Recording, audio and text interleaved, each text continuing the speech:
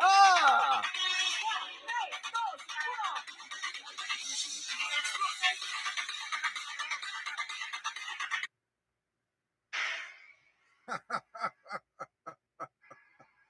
Oh, I love those gals. I love those gals. They're so awesome. They're so amazing.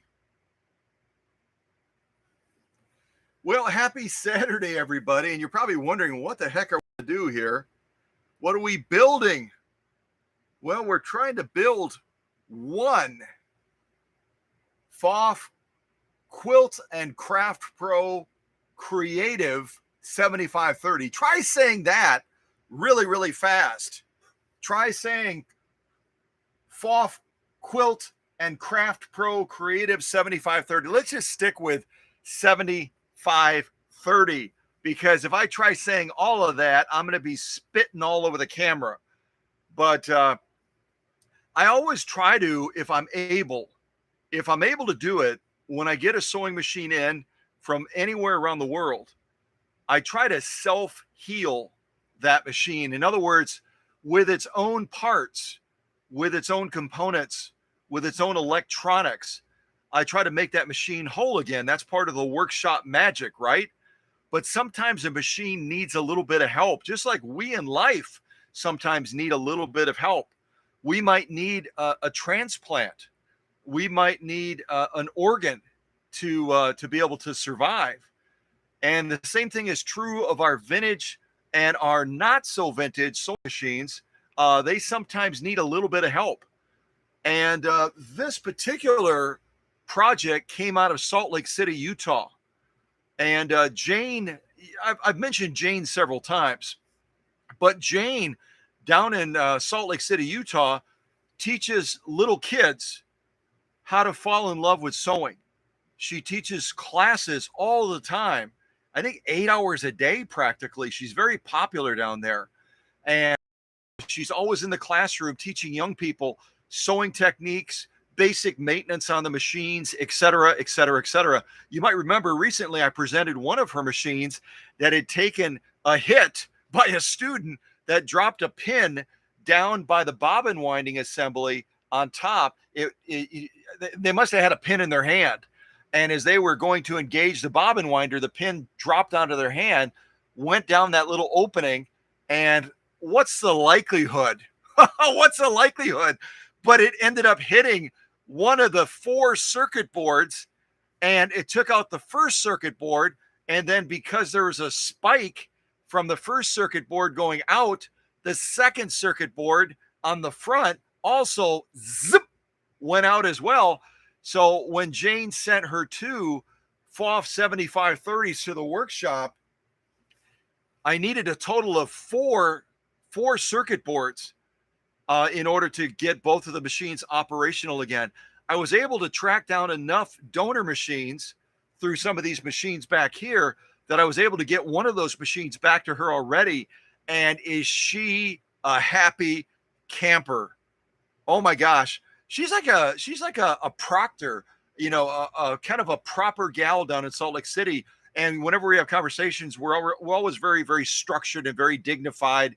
And she was almost a little bit giddy and giggly when she was talking about, yes, the machine arrived. Oh, I'm loving it. The students are loving it. We're all loving it together, this FOF 7530.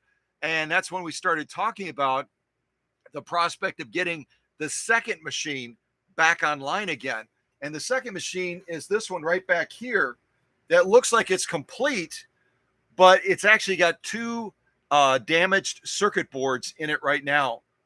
And unfortunately, the circuit board in this machine, this donor machine, wasn't working either. There was an issue with it as far as its interface with the rest of the system. So I couldn't pull it from this one. So Jane and I are looking together. We're looking together on, Etsy, on Pinterest, on eBay. We're looking all over the place to see if we can find another donor machine. And we finally came across one. I came across one, and I reached out to the person selling it, asked him a bunch of questions to kind of qualify and determine whether or not the machine would be a suitable donor. It's kind of like a medical field thing, isn't it? Find out if this would be a suitable donor. And the gentleman down in Texas said, yes, the machine is fully operational. It belonged to a devoted seamstress. I happened to buy it from the family, and now I'm selling it. And so it all sounded great. And so I'm talking to this seller as well and emphasizing what's obvious to all of you because you're smart, because you get it. I emphasize to this seller in Texas, you understand how to ship sewing machines because I'm looking at your profile of ratings, and you don't have a lot of business experience yet, and it doesn't look like you have any business experience in shipping and selling sewing machines. So I want to make it clear, a sewing machine is fragile. A sewing machine is vulnerable in transport, and you need to pack it really, really, really, really, really, really, really good.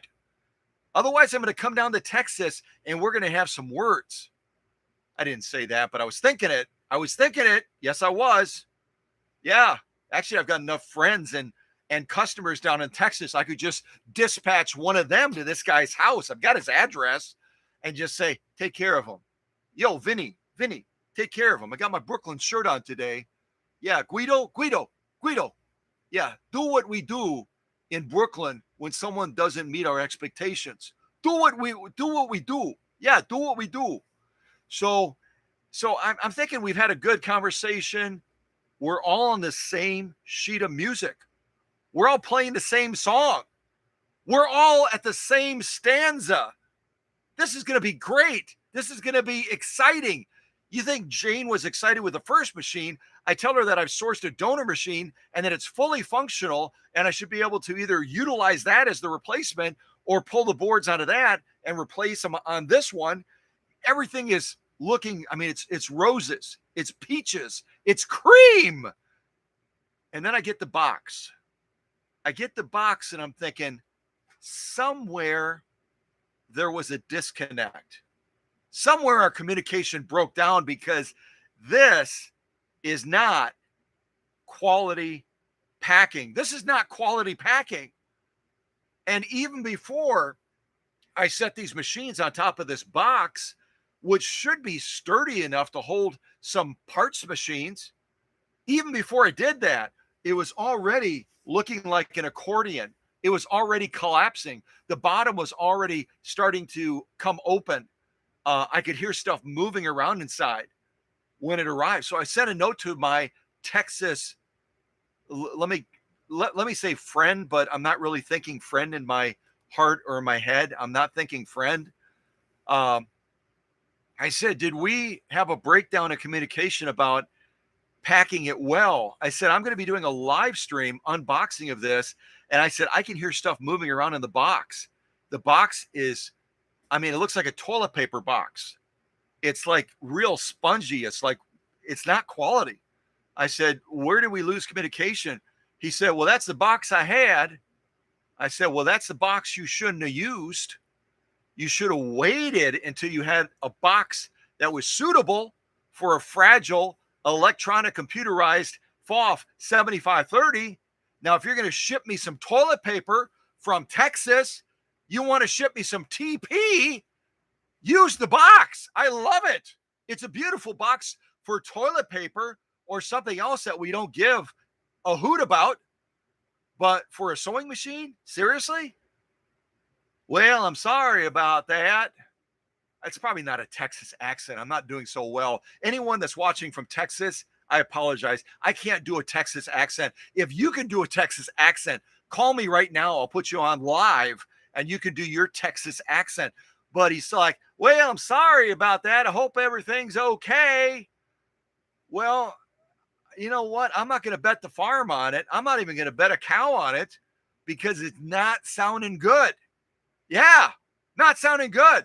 So the first unboxing we're going to do today is what hopefully is a 7530 that I can actually use, a FOF 7530, so that we can get this other machine back online for Jane down in Salt Lake City, Utah. Otherwise, I'm going to have to go through the rigors of packing this thing back up and shipping it back down to my new buddy in Texas.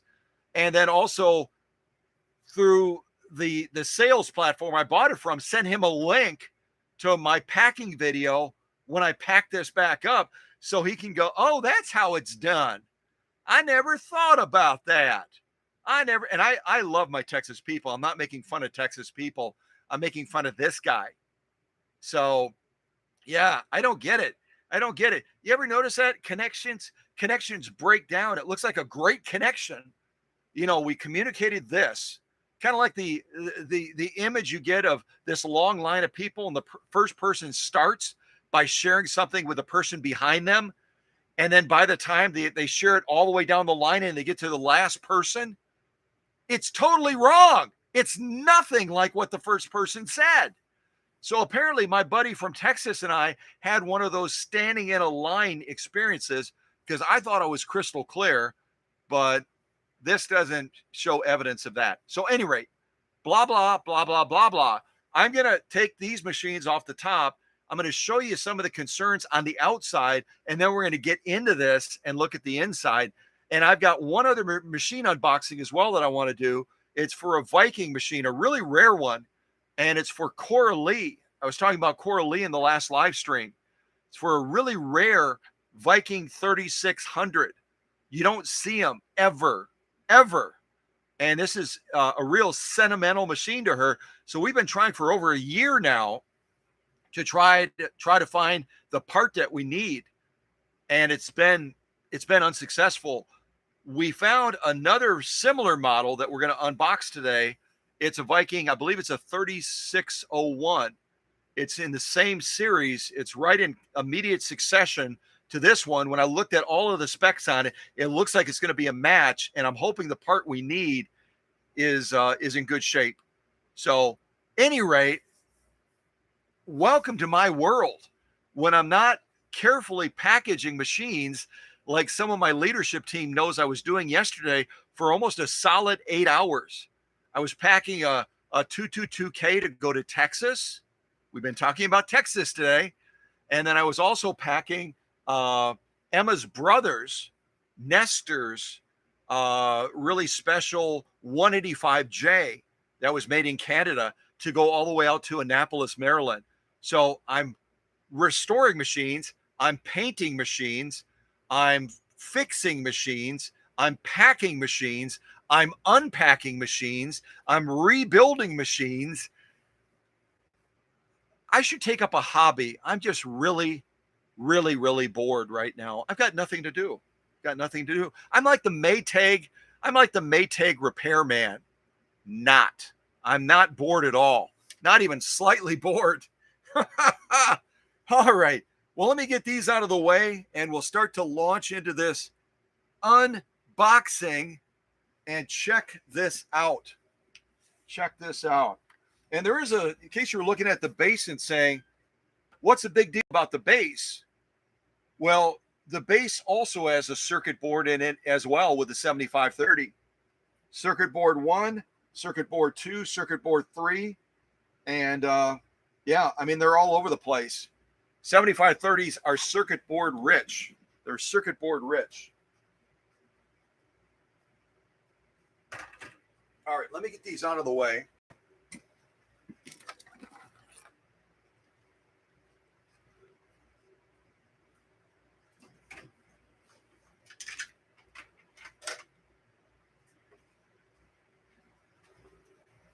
All right, get this one.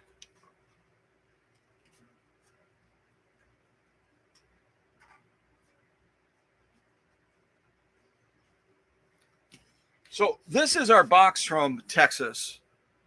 Let me see if I can move this to the side. And if anyone wants to look up the town that this gentleman is from, it looks like La, la, la, la, I'll spell it. I'll spell it. I'm not going to try to pronounce it.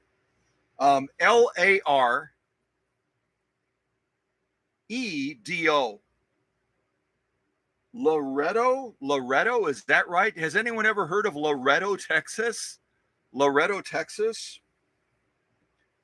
Laredo. I almost feel like I want to break into MOUSC. Yeah. So this gentleman is from Loretto, Texas.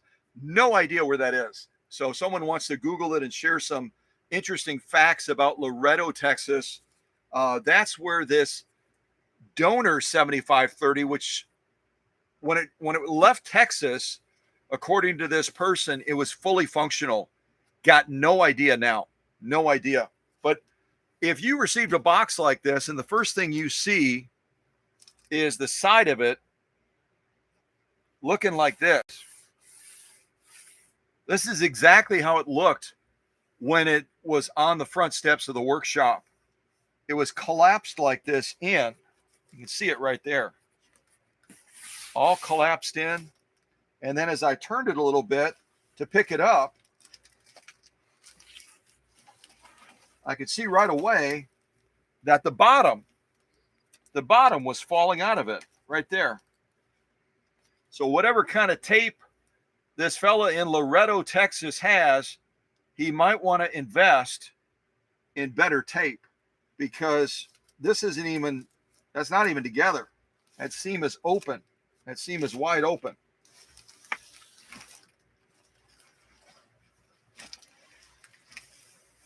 See if I can get a little, you see as well over here. See how it's kind of bowing out?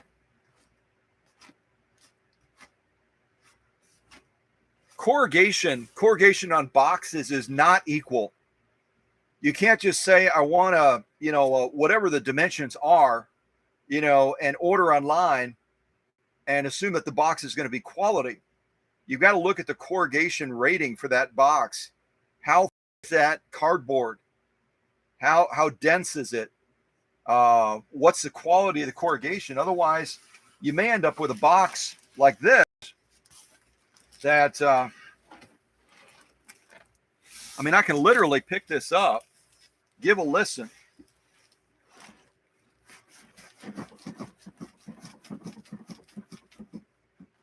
We can hear it moving around inside the box. It's moving around inside the box from Loretto, Texas.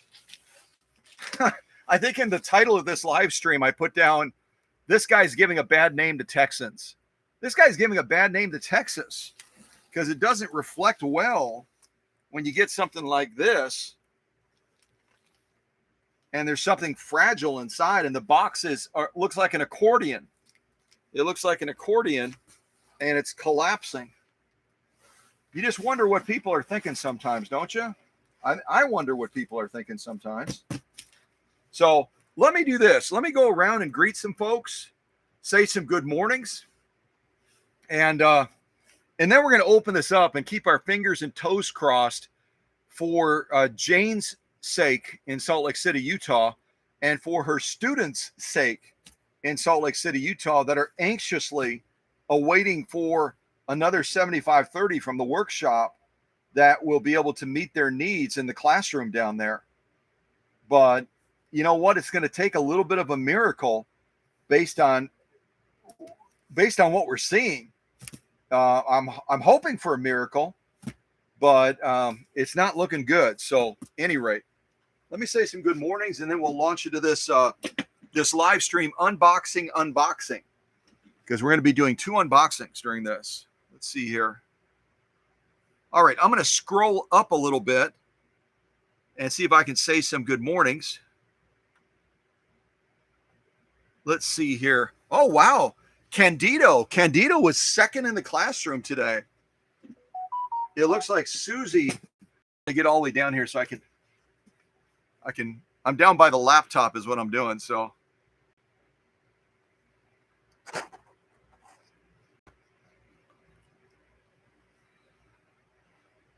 okay, so Susie was first in the classroom.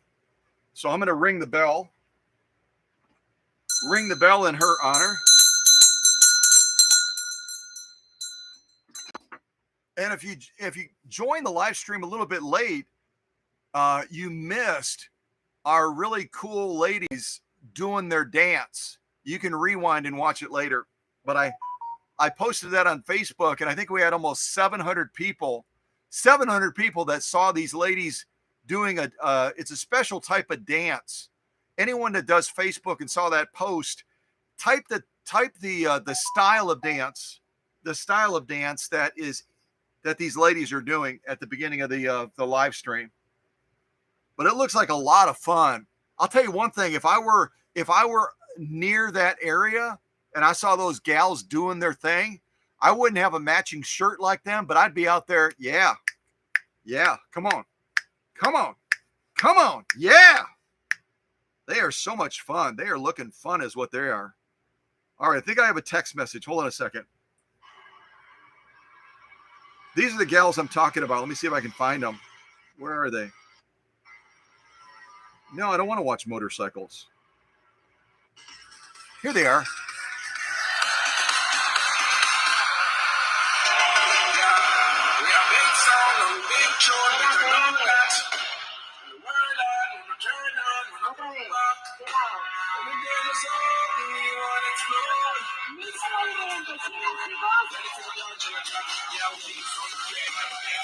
I love it! Woohoo!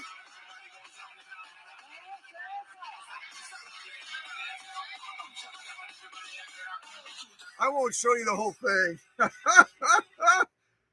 I just think they're awesome. I could not stand on the sidelines if they were doing that in a city street, or like Susie said, if they were, they're going again. If they were doing that like at a farmer's market, like she said they do sometimes in Minnesota, holy cow, I would be out there cutting the rug with them. I'd be out there doing my groove. Yeah, I would. Anyone, I don't know anyone that could stand on the sidelines with them doing that. I just don't. Oh, that was a text message from our ambassador for needles, Jenny. And Jenny and Susie are sharing their personal information back and forth so they can communicate during live streams and otherwise planning, whatever they want to plan. And so Jenny just sent me some information I need to now send to Susie. So give me just a second. Give me 1 second here. All right. So email. And let's see here.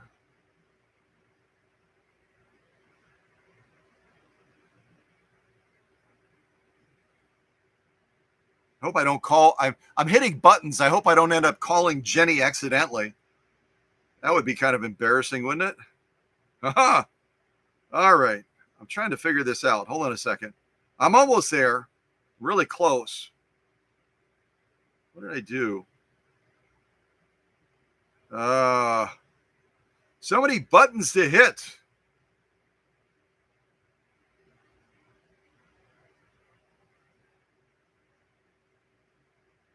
Okay, almost got it. Aha! I did it! Ha ha ha! Okay. Oops, I hit the wrong button now. Doggone it. Am I the only one that struggles with phones, or do some of you do as well? You're trying to hit one button and you hit the wrong button, and then all of a sudden it goes to another screen. You don't want to be on that screen.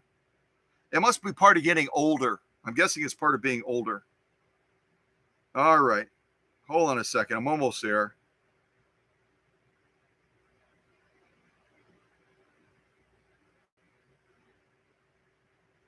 Okay, I've done it. It's nothing short of a miracle. Now, Jenny has Susie's information. Susie has Ginny's information.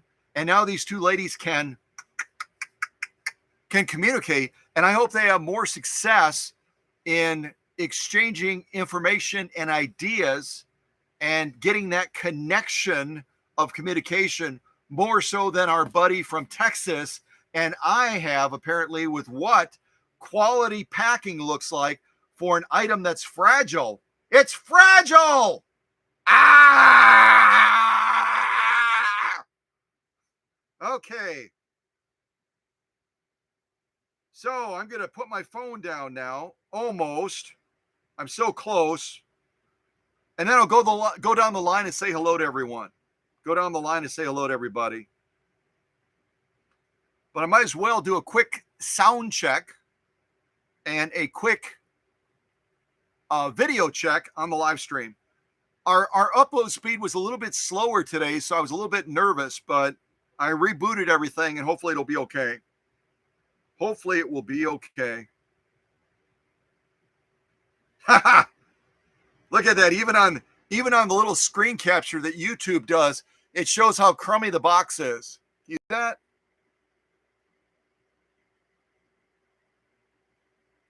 That is just like, that's got to be one of the worst boxes I've ever seen in my life. You know, if I were going through like a big room of boxes and I said, I want to pick out the crummiest box I can possibly find, this would definitely win. This would totally win. All right, give me a sec here. All right, audio check. Audio check. All right, audio check. Audio check. All right, audio check. Yeah, we got the echo going.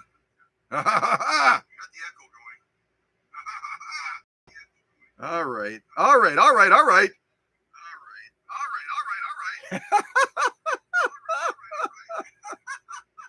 Oh my gosh, we have way too much fun. Okay, let me close this because this thing's bugging me. I keep hearing myself echo here. All right.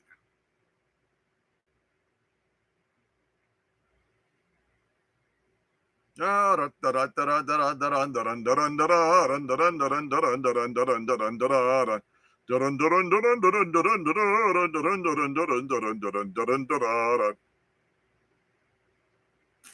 righty.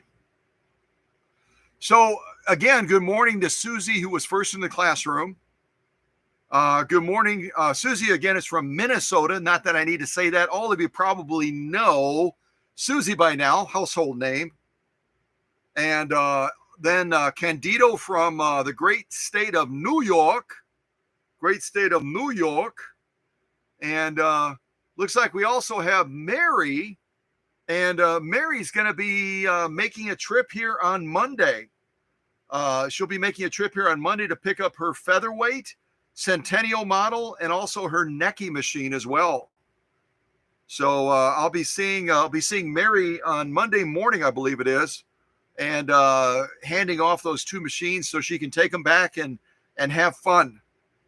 Take them back and have fun. And let's see who else we have. Looks like Emma as well, but I know Emma is at work today, so she's going to be able to kind of be in the background, but she'll have to be stepping in and out a little bit.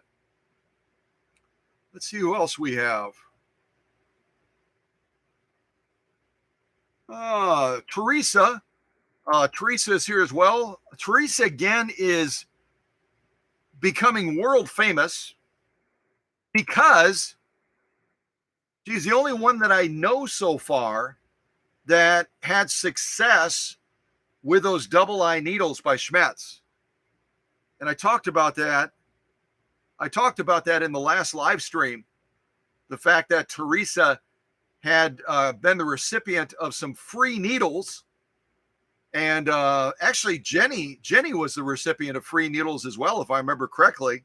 And both of those ladies are having success with using these new types of needles. I think one was the special super duper pooper scooper universal needle, and then the double eye needle. And we're giving all kinds of needles away. We'll probably give more needles away today. Probably going to give more needles away today. You never know, right? But it's great to have both of these ladies in our midst today. Also, good morning to Tim as well. Great to have Tim here. And I I'm sure it's common knowledge in the live chat, which I don't spend as much time in as I'd like because I'm busy over here. But I don't remember where Tim is from. So if Tim wants to remind me where he's from, that would be super cool. Also, good morning to Sarah as well. Great to have Sarah Wimmers here. Let's see who else we have. Kathy King is also here as well. Great to have Kathy here. And let's see who else.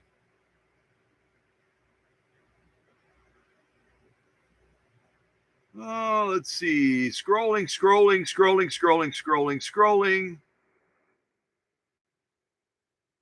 Did I make it down to the bottom already? I don't know if I did.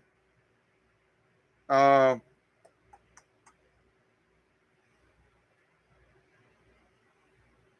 who else do we have? I said good morning to Teresa.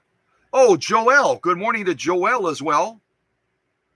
Tim is from Wisconsin. Yeah.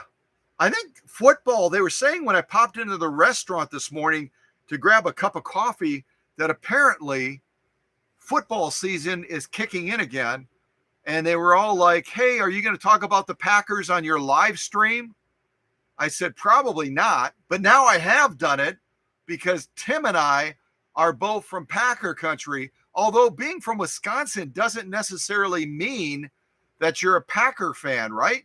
I know a lot of people in Wisconsin that love the Vikings over in Minnesota.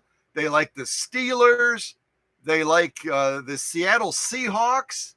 You know, there's all kinds of cross-border loyalty when it comes to football. You never know. So I don't know if Tim is a Packers fan or not. Got no idea. Got no idea at all. But yeah, we'll have to find out, right? Somebody asked Tim if he's a Packers fan. I'll just type in the live chat so you know I can actually do it. Go Packers ? Wow, that was weird. I had the case lock on. It's going to look really funky. That looks really weird. Go Packers. Ha!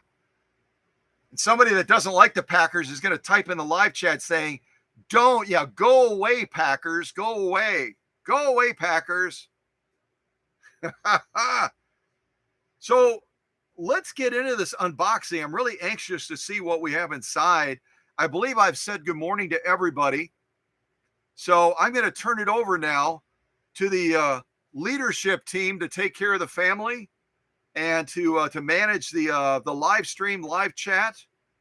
And we may never find out. We may never find out if Tim is a Packers fan. We just might not. Wait, he did type something. He used to be a Packers fan, but then, yeah, they went through all kinds of transitions, didn't they? They went through all kinds of weird transitions with the Packers. Some of the great players that we all loved. Some of the great players, like this guy right here, Reggie White, Donald Driver. A lot of people liked Brett Favre as well as the quarterback. But the Packers have really changed. They've changed a lot, haven't they? So I get what Tim means. Tim used to be a Packers fan, but he's not really a Packers fan anymore. So if you are involved with recruiting people to follow other teams, this is your opportunity. Tim and I are kind of on the fence right now about the Green Bay Packers. Right now, Tim and I are kind of on the fence about the Green Bay Packers. So if you want to try to recruit us to your team, whatever that NFL team is, this is your opportunity to do it right now. So start pitching your stuff in the live chat to Tim, and I'll look at it as well a little bit or whatever, and maybe we'll join your team. Maybe we'll become a Minnesota Viking fan. Maybe we'll become I don't know. I don't think I could become a Chicago Bears fan, but you never know. It's possible. I'll have a talk with Oprah about that and see if she's a Chicago Bears fan. If she is, then I might become a Chicago Bears fan too. You never know. So we'll see. But yeah, the packers have changed a lot. They've changed a lot. I'm just going to lightly push on this.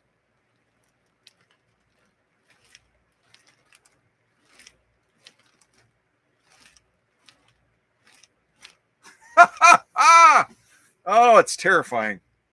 It's just a little terrifying. Okay, let's see what we get here.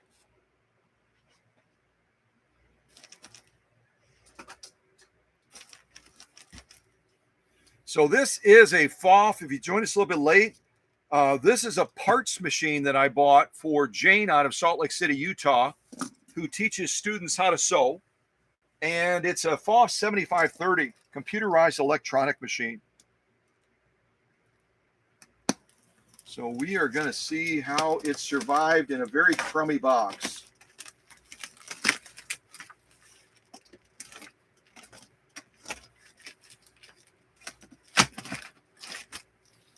And I'm seeing paper inside, but I'm guessing it probably isn't bubble wrapped. I'm going to find out shortly. I mean, this is just, I just pushed lightly on the back and I just tore the box.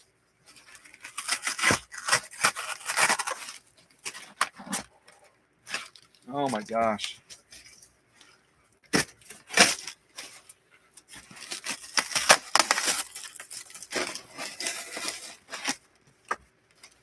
Not a good box. Not a good box at all.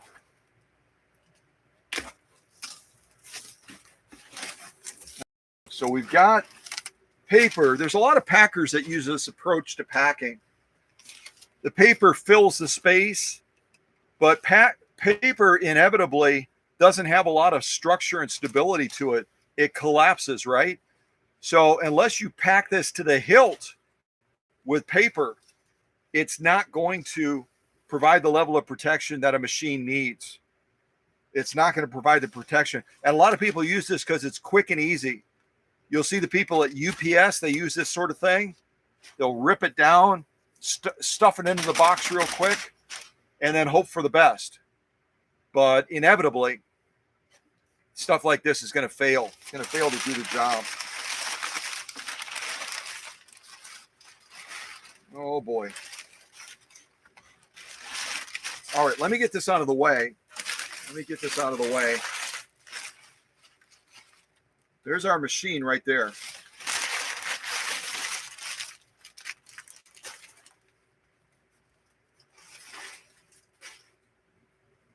Now, just to remind you again, the machine that we're going to be unboxing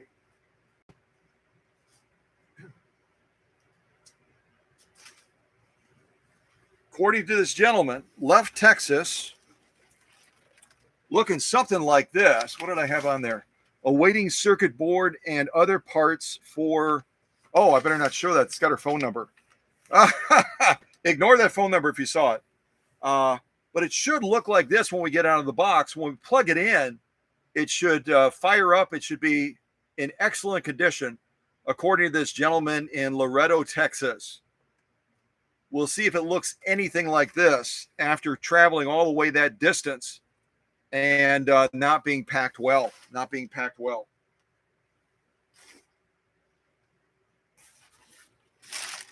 paper.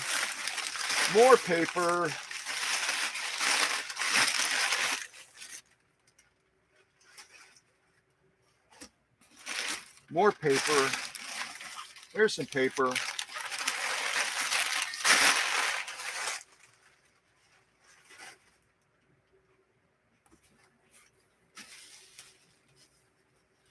There's a manual just tossed into the box.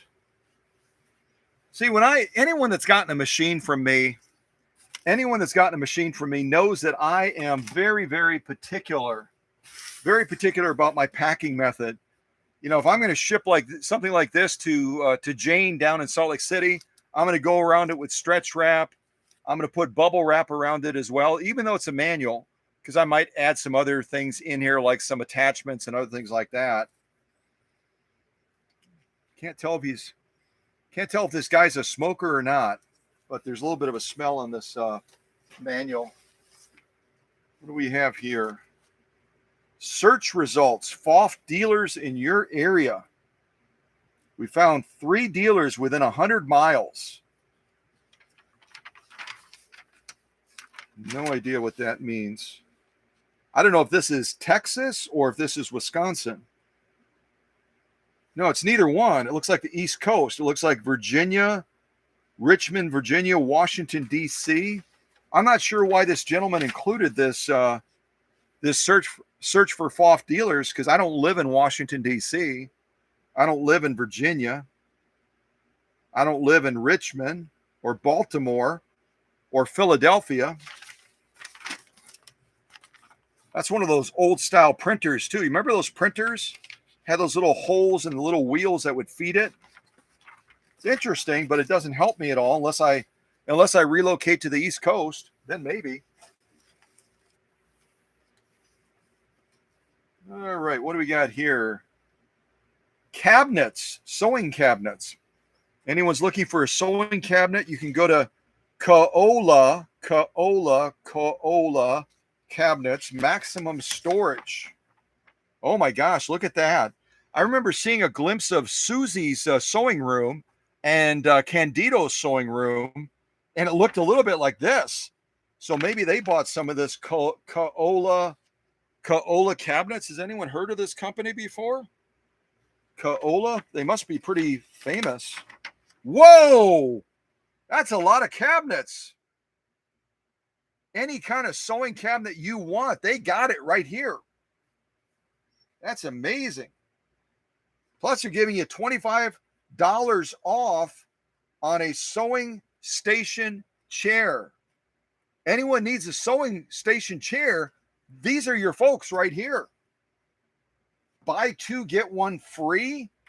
Well, sorry for telling you people at wherever you are, Kaola, you're talking about buying 2, getting 1 free. You can go to Joann's and buy 3 and get 2 free. I think it's probably about the same, isn't it? But it sounds better. Yeah, they got all kinds of deals going on. I don't know if anyone's ever shopped with Kaola before, but yeah, they're serious about sewing, aren't they? They're serious about sewing. Jiminy crickets. You can get these little mannequins as well. So I have no idea why I'm getting this either, unless this guy in Texas owns stock or has some interest in Kaola cabinets. Maybe that's it. I have no idea. What do we have here? Creative 7510, 7530. This appliance, oh, this is good. This appliance has a polarized plug, one blade wider than the other. To reduce the risk of electric shock, this plug is intended to fit in a polarized outlet only one way. If the plug does not fit fully in the outlet, reverse the plug. If it still does not fit, contact a qualified electrician to install the proper outlet. Do not modify the plug in any way. I've never seen one of these disclaimers before. You know, I'm thinking just buy a different sewing machine, like a vintage one, a hand crank. If you buy a vintage hand crank, then you don't have to worry about any of this. Oh my gosh, what a hoot. What a hoot. What else do we have?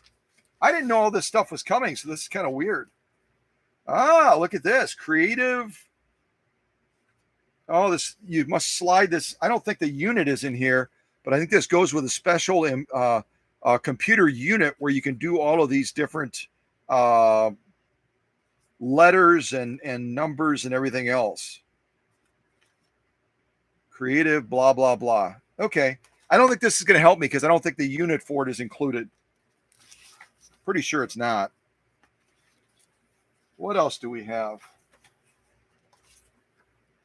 Warranty registration. Well, if you didn't send the warranty, if you didn't send the warranty in, I think it's too late now because this machine would have been from about 20 to 25 years ago. Yeah. I don't think that's going to help. I don't think that's going to help. I'm going to set that over here. And that sounded like a Susie text. It sounded like a Susie text. Susie text. See, Susie. Oops, did the wrong one. Oh, okay. Looking down at the... Holy mackerel. Susie sent me a text saying 349 watching right now. But I'm looking at my screen and it's actually up to 523 people in the live chat right now that apparently want to see how people pack a sewing machine coming out of the state of Texas. These are probably all Texans, people all from Texas, waiting for me to badmouth Texans more about their crummy packing techniques. And then they're going to come and shoot my porch light out in Oconto. It could happen. You never know. But yeah, we got a great size audience right now, don't we? Over 500 people. And I'm really thankful. I'm thankful that the leadership team is monitoring that because I wouldn't have any clue. I'm not focused on that right now. All right, what do we have here? This looks like probably a receipt. C. Miles. They bought it. What year is this? 2001. So what is that? 22 years ago. 22 years ago, they bought this machine brand new for $1,574. $1,574. And they bought it in Maryland, Riverdale, Maryland. We just got done shipping that machine out to Emma's brother in Annapolis, Maryland. Does anyone know how far Annapolis, Maryland is from Riverdale? Riverdale, Maryland is where this machine that was shipped from Texas as a parts machine. It's where this machine was originally bought brand new for about $1,574.95. Here's the terrifying thing though. Look at, they bought it at I'm bad-mouthing sewing backs all the time. And they bought it at A to Z Sew and Vac Mart. Sovac Mart. A to Z Sovac Mart. And it looks like Carol Miles. Carol Miles. And she wasn't even, what is the abbreviation for Maryland? What is the abbreviation for Maryland? Is it MD? Because she's from Temple Hills, MD. I think MD is Maryland, isn't it? I've got no idea. But yeah, it's got to be. Same zip code, 207. It's not exactly the same, but it's similar. So if anyone wants to, for kicks and giggles, call A to Z Sovac Mart. A to Z Sovac Mart. See if they're still in business. We did this once before. Someone actually did it, and they got a out of business type recording. So if anyone wants to call them, this is their number and their information right there. Let's see if I can show it. Where is it? Wait. Almost got it. Can you see that? I don't know if you can see that or not.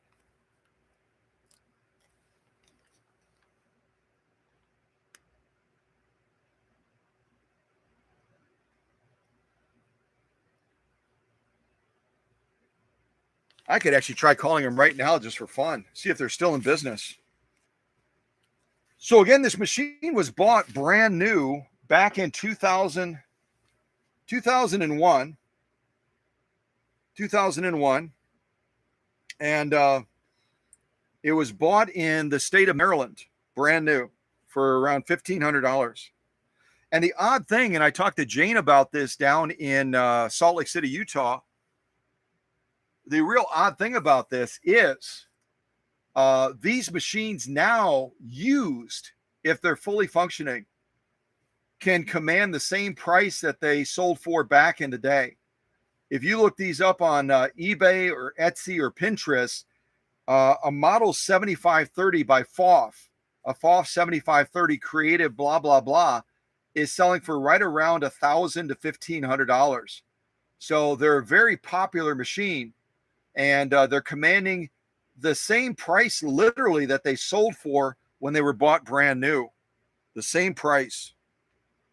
All right, let me try calling these folks real quick. I'm just curious if they're still in business. Okay. So 1301 779 5000. Okay. So that's the number that's on the receipt. Let's see if they're still in business. Please leave your message for. My name is Natalia Cervantes. I'm sorry, I've got the wrong number. I was looking for A to Z Sovac Mart, and I hear a little child's voice. So you have a great day and stay safe, okay? Bye. Probably going to get a call from the Maryland State Patrol now saying, why are you calling little kids on your live stream? So at any rate, that's obviously not this is not a business number any longer. There's a little child's voice. I don't know if you could hear that or not. A little kid's voice, maybe a little girl that was saying something. It wasn't quite intelligible. So these folks, like a lot of the Soenvacs back in the day, you might go to one of those Soenvacs and spend $1,500 or $2,000 or $3,000 for one of the greatest, latest creative type sewing machines. And then down the road, you're not going to be able to go back to them for issues on the machine because they end up selling these machines quick and dirty, and then they're out of business. So these folks also out in Riverdale, Maryland, and unless they moved or changed their number, I don't know if someone wants to do a Google search and look for A to Z Sovac Mart. They were originally in Riverdale, Maryland. So, but it's cool to have providential info like this showing the original purchase receipt because it gives you an idea of the investment that someone would have made back in 2001 to purchase a machine like this. Yep. Okay, let me set that to the side as well. Let's keep on going. So I talk about it all the time with bubble wrap. The bubble wrap right now on this machine is not anchored to the machine. It's just very, very casually wrapped around the machine. Very casually wrapped around with it. You can see it here. It's kind of just dangling. That's not a good thing. If you use bubble wrap, you want to take stretch wrap and anchor it down to the body of the machine, like you see me doing the packing videos. That's going to afford the best protection possible for the sewing machine. It's going to tuck it in and almost cocoon it, and it's going to keep that machine a lot safer. This is window dressing. It really doesn't do much at all. Very, very minimally. Very minimally.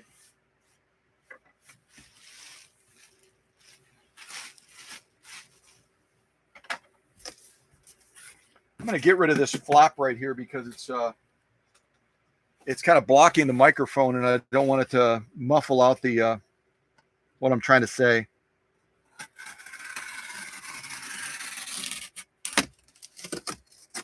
There we go. It's not like I'm going to be using this box anyway. This is going to be recycled.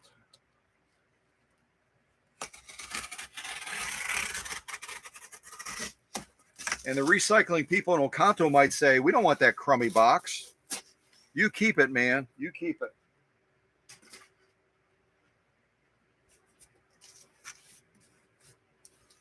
Okay. Let's see here. Paper.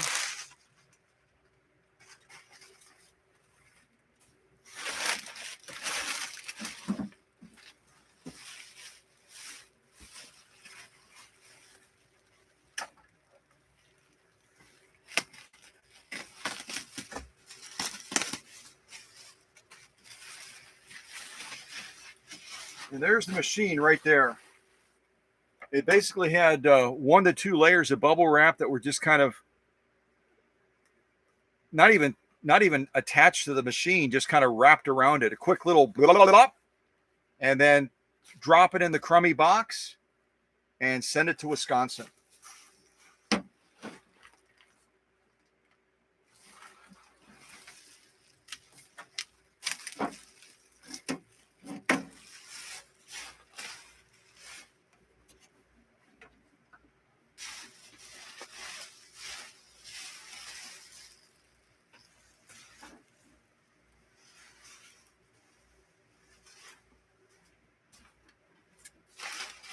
And even the bottom of the box,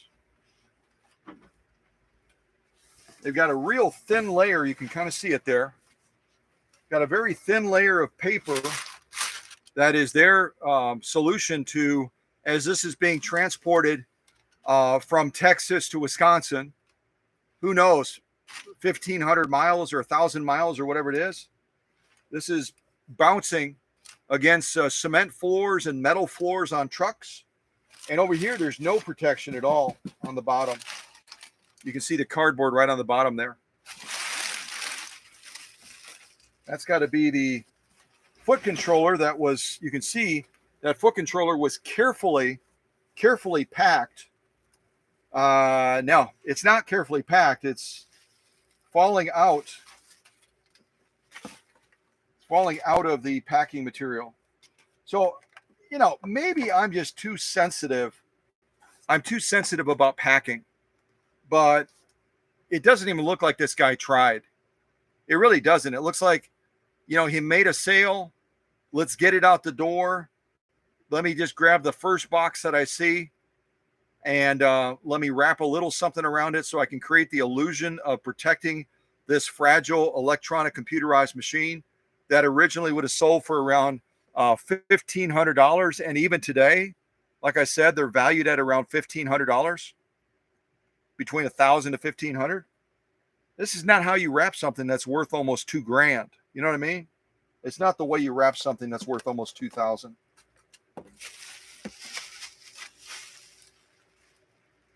I don't know what his thought was here. I'm not sure what the thought was. You have like a little cubby thing going on, but the foot controller. Oh, there is tape on it. Hey, look at it. We used a little bit of tape. Yeah, that's packing minus 101. Yeah. Very, very bad packing. Very, very bad packing.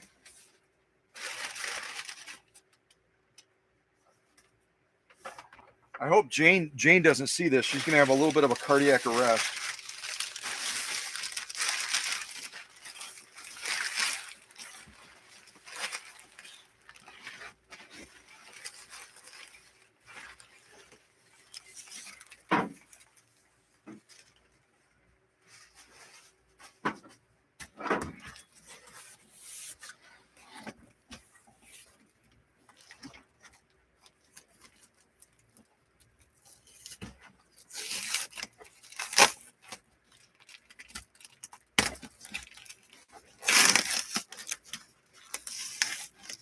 There you can kind of see it right there, a little bit in the shot. I think you can see that. So this is the corrugated part of the box right here. It's probably about less than 2 millimeters thick. The thicker this is with that corrugation, the more protection that box is going to afford, the more rigid that box is going to be, so that it doesn't have this accordion appearance like this one.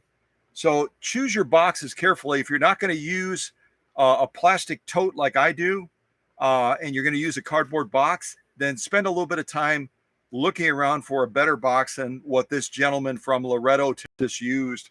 This is a horrible example of a box to use to ship anything fragile at all, let alone a computerized sewing machine. Just a horrible, horrible example.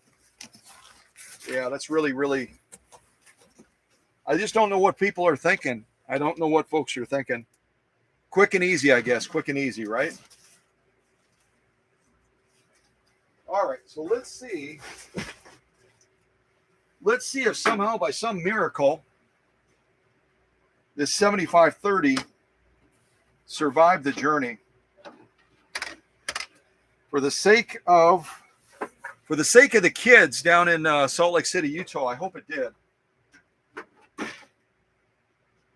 And here again, nothing around the machine other than that little casual wrapping of that bubble wrap, just that casual little wrapping of bubble wrap.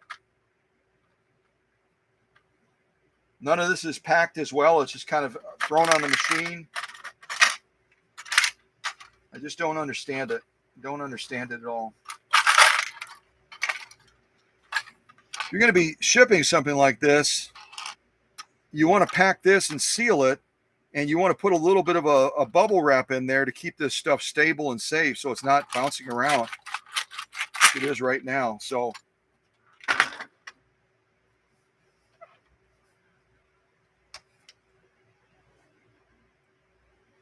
well, I don't know. This may have already been on there because these machines are notorious for having painting issues. But I'm seeing some damage on the back of here and also on this this base part that has a circuit board in there. And this may just be on the surface. I hope it's not damage that was sustained in the transport.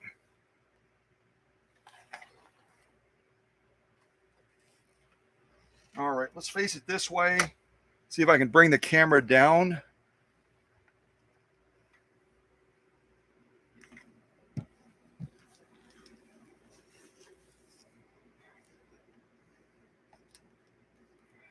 Whoops, I knocked our poor Swiss scale over. Sorry about that.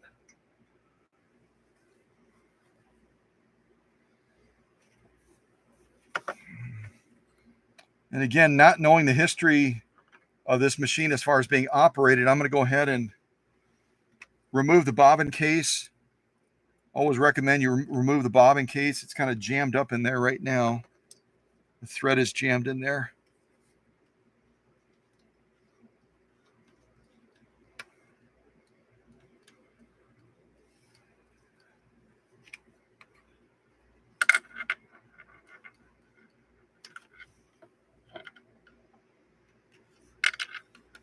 Let's see here. Give that a clip from the back. See if I can get that.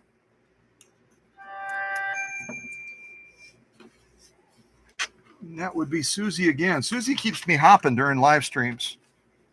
Okay. Set that over there.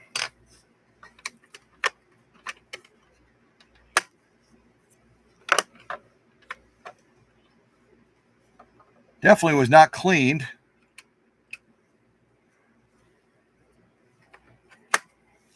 All right, let me check the message from Susie real quick. Oh, good morning as well to Michelle and to Erin Allen as well. Erin Allen being my favorite gal out in the great state of Vermont. I see that they popped up in the live chat, so.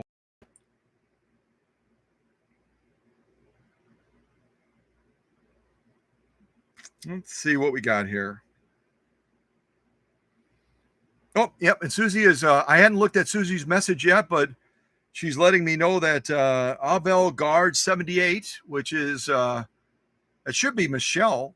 Michelle is in the live chat as well, so it's great to have Michelle here. Michelle is, and also the Outboard Tinkerer is here as well, Outboard Tinkerer.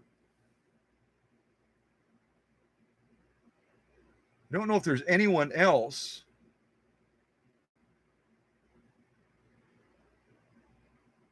I don't know if there's anyone else that I missed that's above there, but great to have everybody here. So let's see, without further ado, let's see if we can plug this in and see if we have basic functions on the machine. I'm hoping we do. I've removed the bobbin case. Presser foot is in the up position. I might have to get a piece of material. Some of these machines will not engage if the presser foot is up.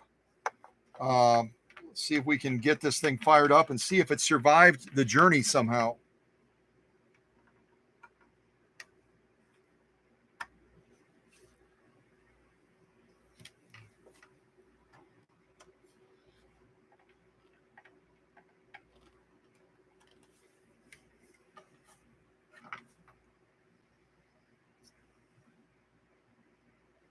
Oh, we were reading that disclaimer before, and there's our polarized plug right there that they wanted us to know about right there. Yeah, look at that. That's why they sell. That's why they sell used for almost $2,000, even though they were sold back in the early 2000s, around 2001 for this machine. They were sold back then for around 1,500. They're selling for the same amount now, and it's got to be because of the polarized plug. That's the ticket right there.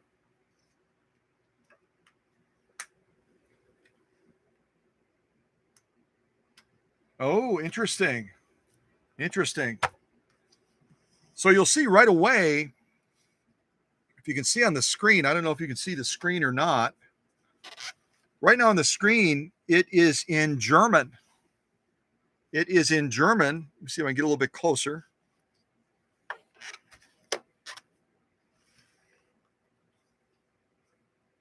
And it's telling us that there's a battery issue. There are batteries in the bottom of this unit. There's batteries in the bottom of this unit that will store stitch patterns that you create.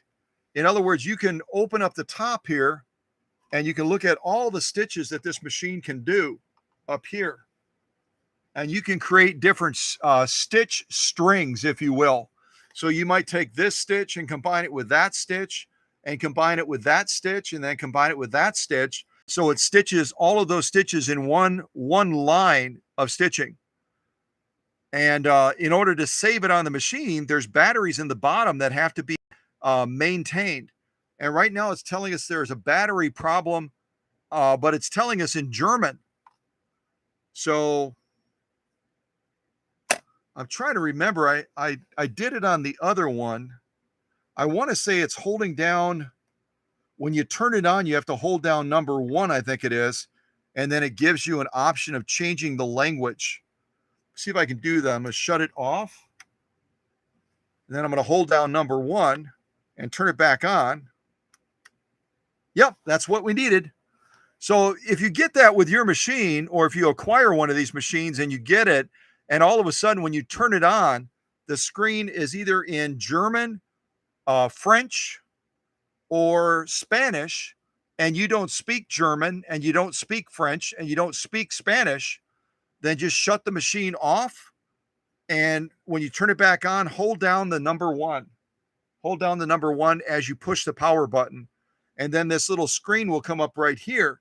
So let's say we were from France. We're from France, right? So now we're going to choose number 2 so that everything on the machine will be in French. So I'm going to hit number 2. Anyone that speaks French other than bonjour, comment allez-vous, je t'aime, mon chéri, that's my extent of French. Anyone that speaks French, you're set. All of these stuff on the screen will be in French. But if you don't speak French, then shut the machine back off, hold in number 1. We're back to that screen again. Let's say you're a Spanish speaker. You like speaking Espanol. You like speaking Espanol. So then you hit number 3, and everything on the screen will then be in Spanish. Everything will be in Spanish. Or if you're from Texas or any other state where English is predominant, you can shut it off, hold down the number 1, turn the power on, and you can say, I want to choose number 1 so that it's in English. And then all of a sudden we can read the screen and it says, change battery, change battery. So it's telling us the batteries are bad. I hope that they're not corroded. These machines, it's out of sight, out of mind. You put those batteries in. Some people, kind of like this guy from Texas, grabbing the first box that he saw and figuring that that would be good enough for this machine. A lot of people grab the first batteries that are within reach, and they're not an alkaline battery. And then they end up being forgotten down there in the bottom of the machine, which again is adjacent to a circuit board. A circuit board runs the full length of the bottom of this machine. and then that battery acid leaks into that circuit board and it shorts that board out. So, not a good thing at all. And we can actually check that right now just to see after I fire this up. Hopefully, it lets me move on from here. We're going to fire it up and see if it's going to make sure. Always, when you get a machine like this, you don't know enough about it because it's been transported. You don't know who else. This guy from Texas may have been goofing around with it. Always hand turn it first to make sure that that needle is clearing the throat plate and it's not going to hit the hook if it's out of timing. So it seems to be turning okay. So now we're going to engage this foot controller and see whether or not we get a machine that fires up. I'm hoping we do. Hoping we do. All right, here we go. And it's warning us right now. See the light blinking right there? It's saying, hey, dummy, your presser foot is up. That's kind of what I suspected it would do. So let me get a piece of material.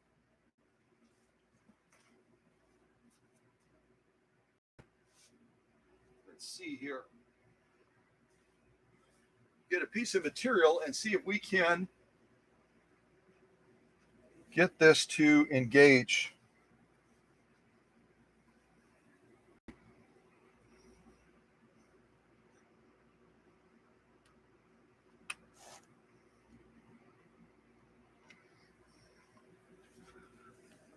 Oh, and it's also, you know what else it's telling us as well? I'm looking at that light more carefully now. It's also telling us that our bobbin is empty. Actually, there's no bobbin or anything in the machine at all right now. I don't know if it'll let us to put that bobbin back in again to see if it lets us engage it, but I'm going to try it anyway.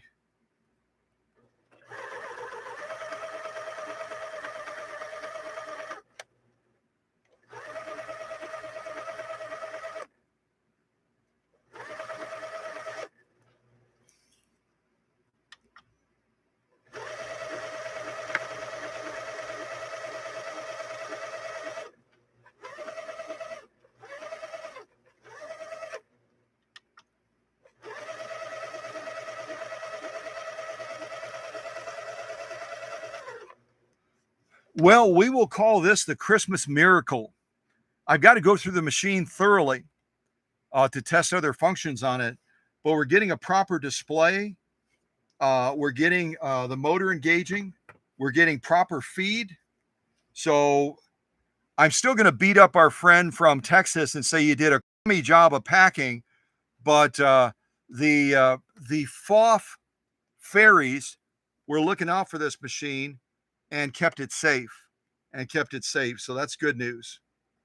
I'm going to choose one other stitch function real quick right now. Let's see. Why don't we go with 141? 141. Let's see here.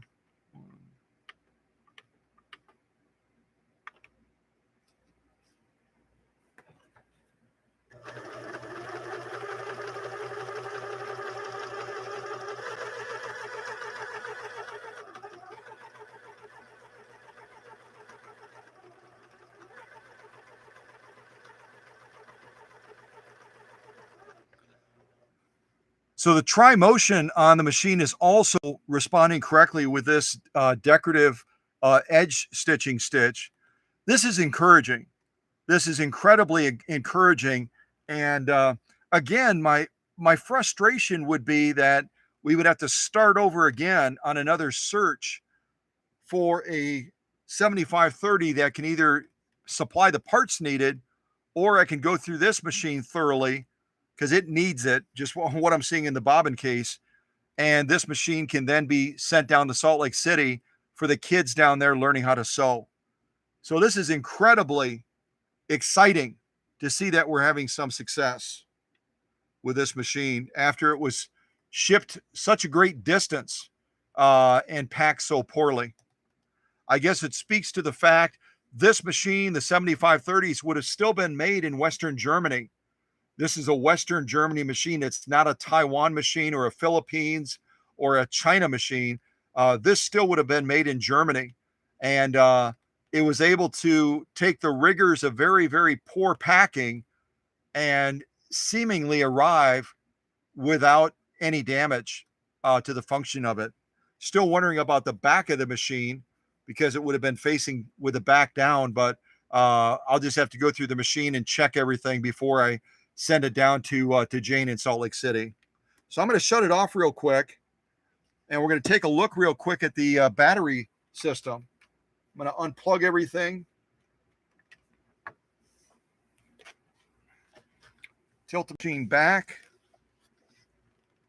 I can probably take the material out, right? Take the material out. And then you can see right here on the bottom of the machine, right here, we've got a little battery pack area. And you open it up, you just slide a screwdriver right in there. And again, because the battery pack is adjacent to the circuit board is running on the bottom of this machine right here, and it's directly and adjacent to this battery pack. You want to be incredibly careful about not having the machine plugged in if you're accessing any area that's adjacent to the circuit boards. It's easy to go in with a screwdriver like this to pop this open, and the circuit board being right underneath could even send a static electric charge, could send a static electric charge into the circuit board down here if it's plugged in, and you end up frying the circuit board. So just be real careful whenever you're dealing with machines like this, right? Always be real careful. All right, what do we got here? So these are batteries. I recognize these. These are Kirkland batteries. They sell these at Sam's Club. They sell them at Costco as well, I believe. Looks like double A's. We can actually pop them out. I'll see if I can replace them. And we'll fire this back up again to see if we eliminated that battery error message.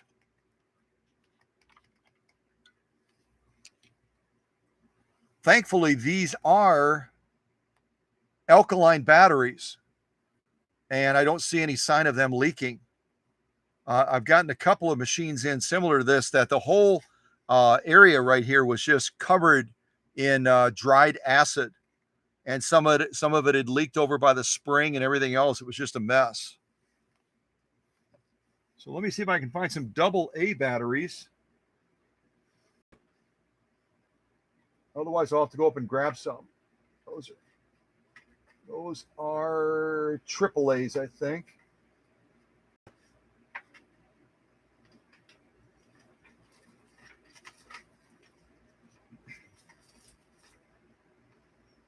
Okay, so we've got some of these, and these are from the Dollar Tree. I buy some of my batteries at the Dollar Tree. They are alkaline batteries. They are double A. So we'll put in 2 new batteries and see if we can eliminate that error message.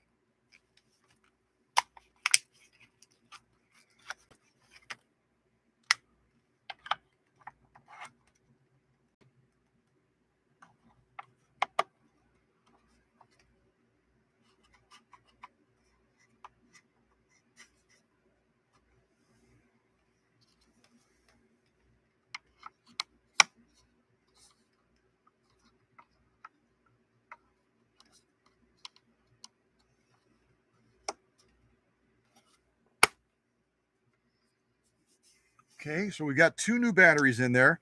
I'm going to throw these Kirkland ones away.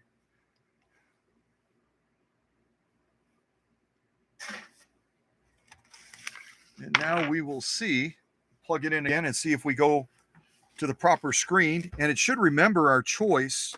It should remember our choice of English. So we shouldn't have to reset that again.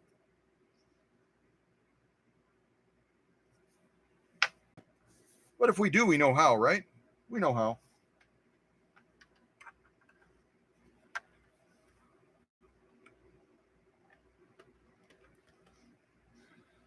Okay, so we're plugged in. We'll kind of back this up a little bit and check out the screen.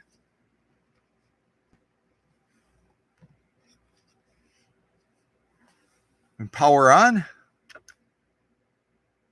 And it's still giving us a change battery signal.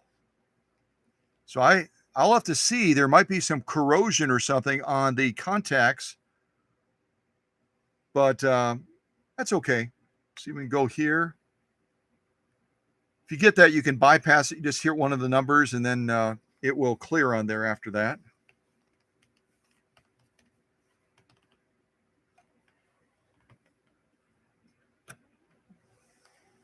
Let's try the basic function of the machine again.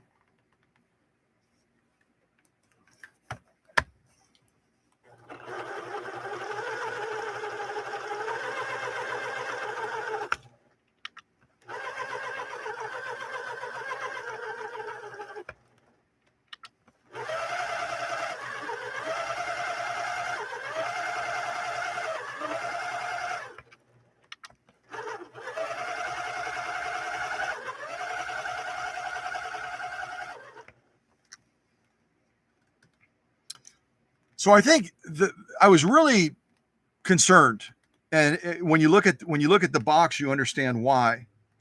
I was really concerned about the potential functionality of this machine with as poorly as it was packed. But again, we were very fortunate, very fortunate that the machine appears to be functional. All the circuit boards are working.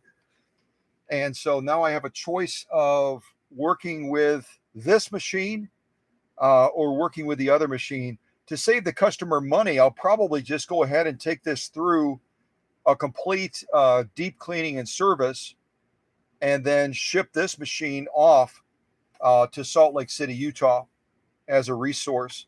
And I'll see if I can, even though you've seen this machine recently, I'll see if I can present it again so we can choose different stitches on it than we did the last time. And we can have fun celebrating a great Western Germany machine. Okay, so all of that blah, blah, blah. And let me see if I can get this moved to the side. Let's look at that other machine now, which is going to be a Viking 3601 that I'm hoping will serve as a parts machine for a Viking 3600 that belongs to Coralie. Okay, I'm not going to try to put all these. Anyone wants to come to the workshop and help me put all of these things back into their proper place, you've got the job. That would be awesome. I better put this back in the machine.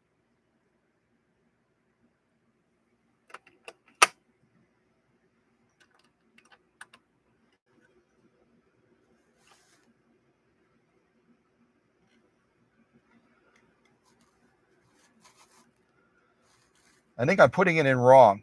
I'm going to wait on that. I'm trying to stand up and look from the edge. So I'm just going to move all this stuff to the side.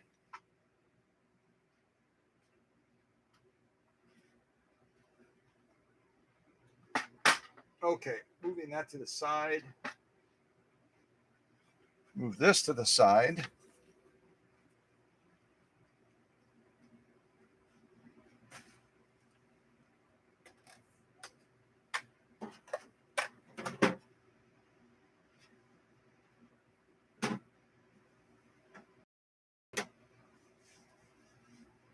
All right, let's get this other box up here and check this next box out. That again, we're hoping the parts will be in good condition and that they'll be able to meet the need of this restore on a model 3600. Very unusual machine. And if you've never seen a Viking 3600, they look something like this.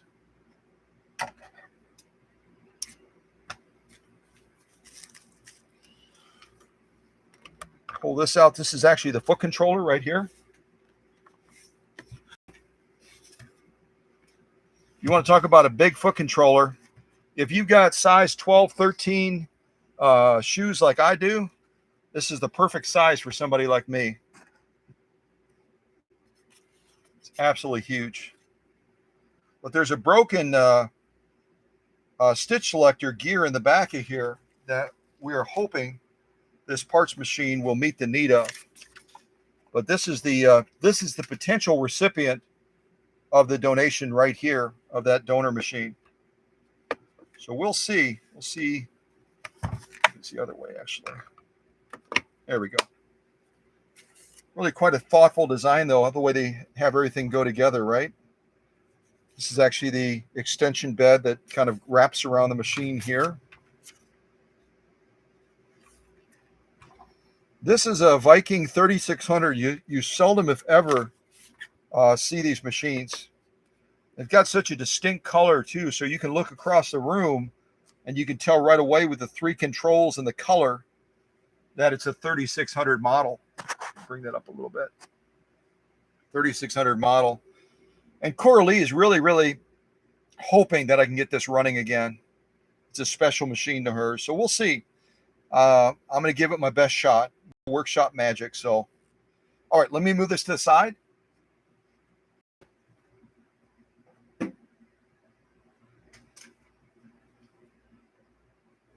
Get this next one up.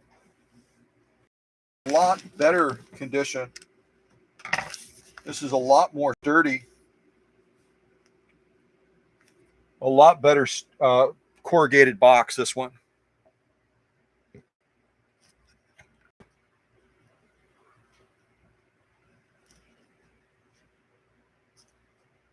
And this box is not from Texas. This box is from, I've never heard of this city in Michigan before, but this is from Michigan. It was shipped from Michigan, and it's from a city called Wyoming, like the state. Wyoming, Michigan. So if anyone has ever heard of Wyoming, Michigan before, and you want to share your knowledge on what's that city all about, what's special about Wyoming, Michigan, go ahead and do that now, because I have never, until I saw this box, I've never heard of Wyoming, Michigan before in my life. So all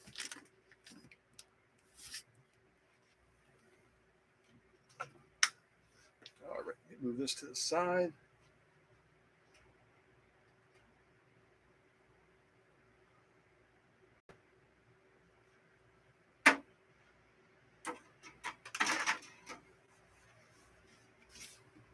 At least they put fragile on here. That's a good thing, right? So yeah, you can just feel this one is not bowing like the other one. This is a good box. It's a well-made box.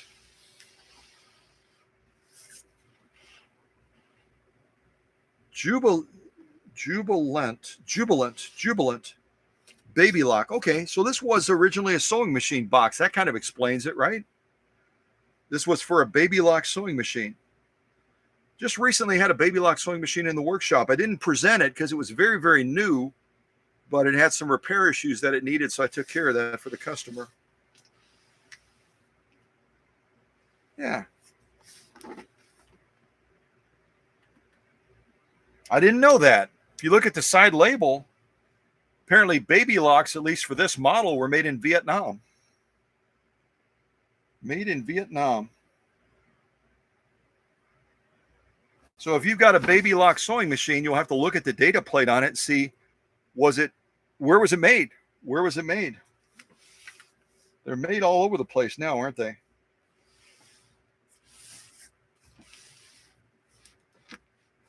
So Coralie is keeping her fingers and toes crossed. I hope you will as well, as we open this up and start to examine this machine. And I'm not going to take it apart right now, but I will shortly, and see whether or not we can pull that part out of there that's broken on her machine, along with some other issues, and swap parts back and forth. So, yeah, all right. My first swig of a Diet Coke. First swig of a Diet Coke. All right, let me see if I want to say hello to anyone else real quick, and then we'll kind of march through this.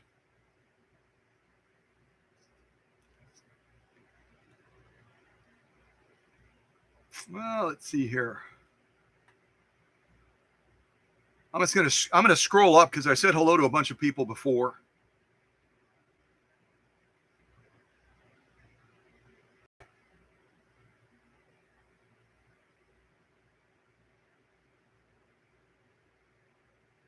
And I don't see anybody new. I think I've said hello to everybody.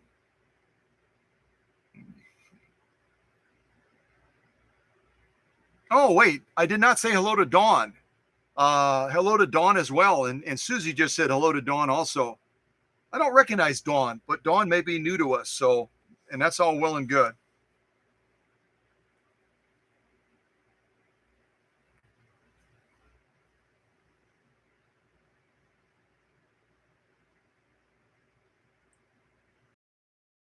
Ooh, I love that. Dawn picked out a fun emoji. People don't use emojis in the live chat as much as I thought that they would. You can click down on the bottom and there's the emoji you can select right there. Click on that. You'll find all kinds of fun emojis you can use to express yourself in these live streams. Check it out. Check it out. Check it out.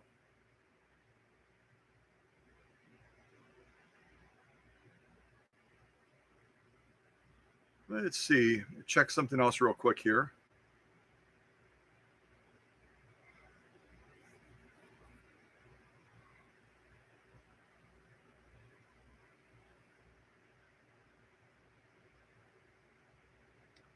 I join occasionally and have machine in the shop. Dawn has a machine in the shop. Dawn, remind us all. Since I've got so many machines in the shop, what machine do you have in the shop right now, Dawn? I can walk down the line and look, but help me out, would you? I get into these live streams and my mind just turns into jello other than the task at hand. So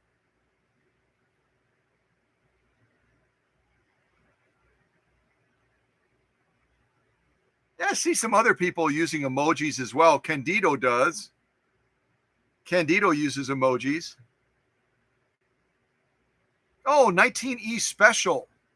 Abrams. You're real close then. Abrams, those of you that don't know, Abrams is right down the street. You literally jump on Highway 41 and you go south. And if you blink, hiccup, or sneeze, you could end up driving too far and passing Abrams. It's real close to us here. Real close. Real close. Yeah, I do remember Dawn's machine now, and it's working its way right now to the front of the line. It takes a while. It takes a while to get to the front of the line.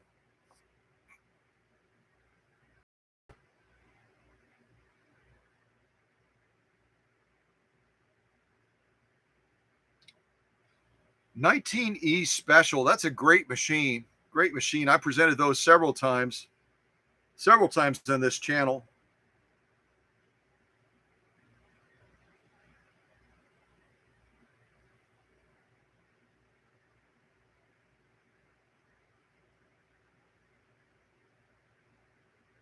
Responding to a quick message, so hang in there just for a second, Joe.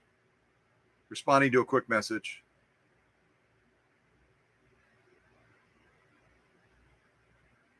I've got some time-sensitive stuff going on right now outside of what I do with sewing machines, so I've got to provide responses right away sometimes.